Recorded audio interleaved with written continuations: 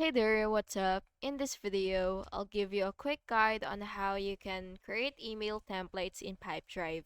This is useful for saving time when sending repetitive emails and ensures consistency in your communication.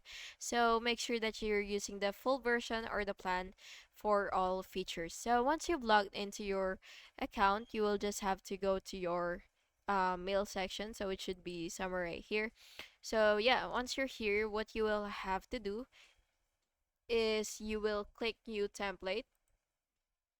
So it should be somewhere right here, but it really depends on the layout that you have.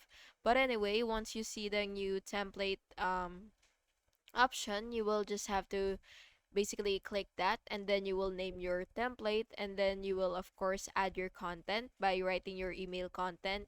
And you can use placeholders like your first name, bracket, and between those brackets you will just have to input your first name for personalization. And then of course you can also customize your settings by setting default subject, signature, and formatting. And then you will just have to save template, and your template should now be ready for sending emails quickly. So yeah, that's how you can create email templates in Pipedrive to streamline your email communication. So yeah, I hope you found this video helpful, and if you did, please make sure to like and subscribe for more videos like this. Thank you and have an awesome day.